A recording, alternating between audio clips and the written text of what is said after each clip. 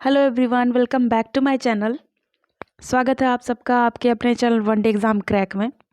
आज हम लोग पढ़ने वाले हैं उत्तर प्रदेश स्पेशल क्लासेस, जो जीके और जीएस के क्वेश्चंस कुछ इम्पॉर्टेंट हैं, जो सारे सभी तरह के एग्ज़ाम में, जैसे यूपी पुलिस हुआ या लेखपाल भर्ती के लिए हुआ या सुपर टेट के लिए हुआ, जिस भी प्रकार के एग्ज़ाम्स आप उत्तर प्रदेश में देते हैं उन सभी के लिए ये एकदम रामबाण क्लास है। इसमें आपको पूरा उत्तर प्रदेश की सभी जो भी चीज़ें इंपॉर्टेंट है सारी क्वेश्चंस इसमें मैंने इंक्लूड किया है। तो चलिए शुरू करते हैं।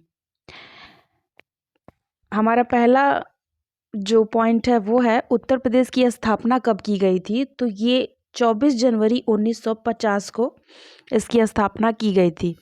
उत्तर प्रदेश का विभाजन दिवस कब मनाया जाता है, तो ये 9 नवंबर सन 2000 में मनाया जाता है विभाजन दिवस। विभाजन किससे हुआ था, तो इससे आप लोग जान सकते हैं उत्तर प्रदेश के कुछ हिस्से को अलग करके उत्तराखंड बनाया गया था। इसी को हम विभाजन दिवस के नाम से जानते हैं। उत्तर प्रदेश की राजधानी के बारे में जाने तो लखनऊ है, आप सभी जानते हैं, लेकिन लखनऊ का प्राचीन नाम अगर आपसे पूछ ले तो उसका नाम लखनपुर है।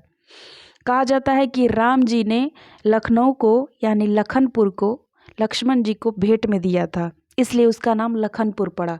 लेकिन बाद में मुगलों ने जब शासन किया तो इस वजह से उसका नाम जो है वो लखनऊ पड़ गया था। नेक्स्ट पॉइंट हमारा है राज चिन्ह है ये। राज्य चिन्ह जो उत्तर प्रदेश का है, तो उसको कब स्वीकृति मिली थी, तो ये 1983 में इसको स्वीकृत किया गया था। और इस चिन्ह में कौन कौन सी चीज़ें हैं, आपको क्या मिलती हैं उत्तर प्रदेश के चिन्ह में, तो ये हैं 2 मछलियाँ जो कि अवध के मुस्लिम शासन का प्रतीक होती हैं। और नेक्स्ट पॉइंट है 3 तरंग जो वो निशान के तीनों मतलब बाहरी एरियाज़ में जो 3 लाइनें बनी हुई हैं गोल सी, वो गंगा यमुना और सरस्वती के मिलन का प्रतीक बताया गया है।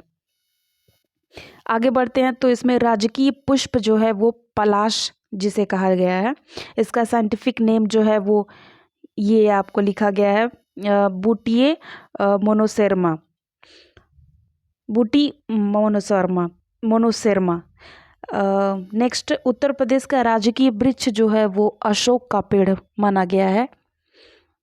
आगे राष्ट्रीय पक्षी जो है वो सारस या क्रॉन्च जो वाइट कलर का होता है और उसमें ब्लैक कलर के गर्दन पे निशान बने होते हैं, उसे क्रॉन्च कहा जाता है। ये क्रॉ बस लिखा गया टाइपिंग मिस्टेक है, लेकिन इसको क्रॉन्च है ये। नेक्स्ट राजकीय पशु जो है वो बारहसिंघा है। और राजकीय भाषा हिंदी जो है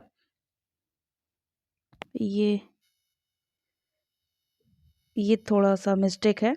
हिंदी को जो है राजकीय भाषा कब बनाया गया था, तो 1949 में इसका मतलब स्थापना किया गया था, मतलब इसे बनाया गया था राजकीय भाषा के रूप में। इसका उल्लेख कहाँ पर आपको मिलेगा, तो ये मिलेगा अनुच्छेद 343 से 51 तक इसकी चर्चा की गई है। इसके अतिरिक्त अगर हम जाने तो उर्दू को भी हो सकता है कि आपके एग्ज़ाम्स में ये भी पूछ लिया जाए कि भारत की दूसरी भाषा के रूप में किसे चुना गया था, तो ये उर्दू को द्वितीय भाषा के रूप में चुना गया था, इसकी स्वीकृति मिली थी। ये सन भी आप लोगों से पूछता है कभी, तो ये 1989 में इसको स्वीकृत किया गया था। डेट उतना इम्पोर्टेंट नहीं होता है, सन ज़्यादा इम्पोर्टेंट होता है, इस वजह से ये है। नेक्स्ट है लोकसभा के सदस्य जो हैं वो उत्तर प्रदेश के 80 हैं, राज्यसभा के 31 हैं, विधानसभा के सदस्य 404 हैं टोटल, लेकिन इसमें 403 जो है वो निर्वाचित सदस्य हैं और 1 जो है वो एंग्लो इंडियन है। नेक्स्ट आते हैं तो विधान परिषद के सदस्य कितने हैं ये भी पूछा जाता है, तो इसमें 100 हैं। मंडल कितने हैं, तो ये 18 मंडल है पूरे उत्तर प्रदेश में। जिले कितने हैं, तो पूरे 75 जिले हैं। राष्ट्रीय राजधानी क्षेत्र में शामिल जिले 7 हैं। पंचायत की 3 स्तरीय व्यवस्था लागू हुई थी किसने किया था इसकी सिफारिश, तो ये आपसे पूछता है। ये बलवंत राय मेहता समिति ने 1956 में इनकी अध्यक्षता में इसे स्वीकृत किया गया था, जिसमें 3 तरह का त्रिस्तरीय पंचायत लागू किया गया था, जिसमें ग्राम पंचायत, क्षेत्र पंचायत और जिला पंचायत आते हैं। तो ये बलवंत राय मेहता समिति की अध्यक्षता में 1956 में इसकी अध्यक्षता की गई थी और 1 अप्रैल 1958 को, यानी कि 2 साल बाद इसे लागू किया गया था। नेक्स्ट है सीमावर्ती देश। उत्तर प्रदेश से सटे हुए कौन कौन से देश हैं, तो वो एक है नेपाल। उत्तर प्रदेश को सर्वाधिक स्पर्श करता हुआ राज्य कौन सा है, तो ये मध्य प्रदेश है। और जो सबसे कम स्पर्श करता हुआ राज्य, सॉरी ये जिला नहीं है, राज्य है, तो ये हिमाचल प्रदेश। आते हैं यहाँ पे सर्वाधिक राज्यों से स्पर्श करने वाला जिला कौन सा है उत्तर प्रदेश का, तो इसके 4 जिले हैं। सोनभद्र है ये। सोनभद्र जो है वो उत्तर प्रदेश का सबसे आखिरी जिला है, जहाँ पे बनारस के आगे ये पड़ता है। मिर्ज़ापुर और सोनभद्र इस तरह की चीज़ें हैं, वहाँ पे ज़िले हैं। तो ये जो स्पर्श करता है ये 4 जिलों को करता है, मध्य प्रदेश, बिहार, झारखंड और छत्तीसगढ़। नेक्स्ट है सर्वाधिक क्षेत्रफल वाला जिला कौन सा है, तो ये आपका लखीमपुर खीरी है। सबसे कम क्षेत्रफल वाला जिला जो है वो हापुड़ है। और सर्वाधिक जनसंख्या वाला जिला जो है वो आपका प्रयागराज है। आते हैं उत्तर प्रदेश के प्राकृतिक स्वरूप पे, तो ये उत्तर प्रदेश का प्राचीनतम भाग जो है, ये है प्राचीनतम भाग जो है वो गोंडवाना लैंड का भाग है। और उत्तर प्रदेश के 3 प्रमुख भाग हैं, जिसको भाबर कहा जाता है, तराई क्षेत्र कहा जाता है और दक्षिण का पठारी मैदान कहा जाता है। अब आते हैं उत्तर प्रदेश की नदियाँ। तो हिमालय से निकलने वाली नदियों की अगर बात करें तो इसमें गंगा, यमुना, शारदा, गंडक और रामगंगा और ताप्ती हैं। दक्षिण पठार से निकलने वाली नदियां जो है वो चंबल, बेतवा, केन, सोन और रिहंद हैं। और बात करते हैं गंगा के किनारे बसे हुए जो शहर हैं उनके बारे में भी पूछता है कि कौन सा शहर गंगा नदी के किनारे बसा हुआ है। इस तरह के क्वेश्चंस भी एग्जाम में पूछे जाते हैं। तो ये है हमारा प्रयागराज, जो गंगा नदी के किनारे तो बसा ही है, जहाँ पे संगम भी होता है गंगा यमुना सरस्वती का। और हरिद्वार ये भी गंगा नदी के किनारे बसा हुआ है। ऋषिकेश, कानपुर और वाराणसी। आगे आते हैं तो यमुना नदी के किनारे बसे हुए शहर के बारे में पूछता है, तो ये है मथुरा, कौशाम्बी, आगरा और दिल्ली। शारदा नदी का नाम काली है। मान लीजिए आपसे शारदा नदी का अन्य नाम पूछ ले, कई नदियों का अन्य नाम पूछ लेता है। राप्ती नदी का पुराना नाम जो है वो बूढ़ी गंडक या अचिरावती कहा गया है। गोमती नदी के किनारे बसे शहर तो ये सभी लोग जानते होंगे कि ये लखनऊ और जौनपुर है। सरयू नदी के किनारे अगर बसे शहरों के बारे में पूछे तो अयोध्या है। और बेतवा नदी उत्तर प्रदेश और मध्य प्रदेश के बीच की सीमा रेखा का काम करती है। बेतवा नदी पर ध्यान रहे माता टीला बांध भी है, ये भी पूछा जाता है, इम्पोर्टेंट है। अगर आप लोगों को मेरे क्वेश्चंस जो हैं वो इम्पोर्टेंट लगते हैं तो आप लोग प्लीज़ इसको नोट डाउन कर लीजिए, क्योंकि इस तरह के क्वेश्चंस हमेशा एग्जाम्स में पूछे जाते हैं। नेक्स्ट है देवप्रयाग के समीप गंगा नदी अलकनंदा और भागीरथी से मिलती है।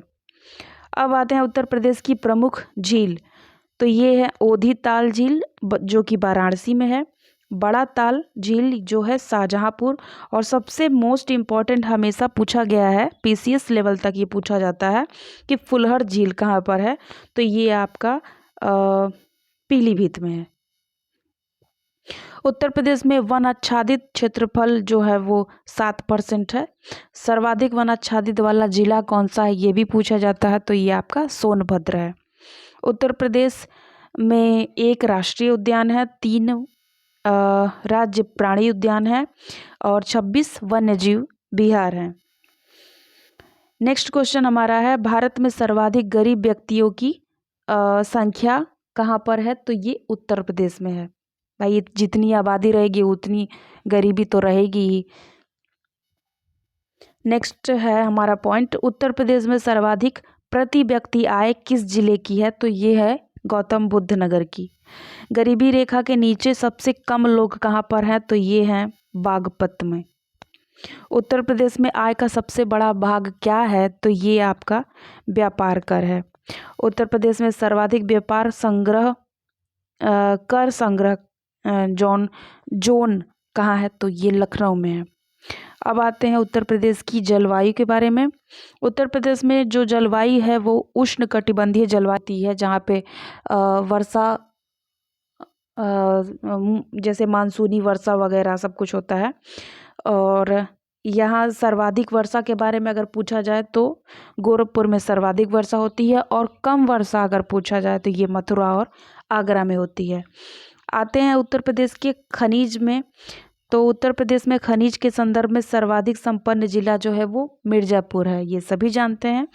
मिर्ज़ापुर में बलुआ पत्थर एस्बेस्टस पाया जाता है। इसके अलावा प्रयागराज में सिलिका पत्थर पाया जाता है, और ललितपुर में, जो कि मोस्ट इम्पॉर्टेंट है, ये पीसीएस में भी पूछा गया था कि ललितपुर में क्या पाया जाता है? तो यूरेनियम और तांबा पाया जाता है। सोनभद्र में चूना कोयला पाया जाता है। अब आते हैं औद्योगिक संस्थान में। तो भारत इलेक्ट्रॉनिक लिमिटेड जो है संस्थान वो गाज़ियाबाद में है। हिंदुस्तान एल्यूमिनियम कॉरपोरेशन जो है वो मिर्ज़ापुर में है। उद्योग संस्थान ट्रांसफार्मर फैक्ट्री जो है झांसी में है। इंडियन टेलीफोन इंडस्ट्री जो है इसका कुछ मिट गया है, इसके बारे में मैं आपको बता दूंगी बाद में। नेक्स्ट है उर्वरक कारखाना जो है वो फूलपुर प्रयागराज में है। प्लास्टिक सिटी के नाम से किसे जाना जाता है? तो ये आपका कानपुर को कहा जाता है। चिकन कपड़े के लिए मशहूर जो है वो लखनऊ है। चीनी मिट्टी बर्तन के लिए चिन्हट लखनऊ में मशहूर है। मिट्टी के बर्तन जो है वो खुर्जा में है, और बकरी अनुसंधान जो है वो मखदूम में है। मिट्टी के खिलौने जो है वो आपके आगरा और मथुरा में मिलते हैं। और खड़ाऊ कहाँ मिलती है? तो पीलीभीत की है। कांच का सामान जैसे चूड़ी वगैरह जो होता है वो फिरोज़ाबाद में मशहूर है। और टेराकोटा आप सभी जानते होंगे, ये गोरखपुर का मशहूर है। इत्र जो है वो कन्नौज का है। आगे आते हैं शिक्षा एवं शोध संस्थान पर। तो पशु चिकित्सा संस्थान जो है वो बरेली में है। साग सब्जी संस्थान जो है वो वाराणसी में है, और नॉलेज पार्क जो है वो ग्रेटर नोएडा में है। आते हैं शास्त्रीय नृत्य पे। तो कथक शैली है, और कथक शैली का जन्म जो है वो उत्तर प्रदेश को माना जाता है। कथक का सर्व प्रमुख केंद्र जो है वो लखनऊ में है। और इसके कथक के नायक हैं, सॉरी ये गलत है, ये कथक लिखना था। कथक के नायक जो है वो ठाकुर प्रसाद और बिंदादीन हैं।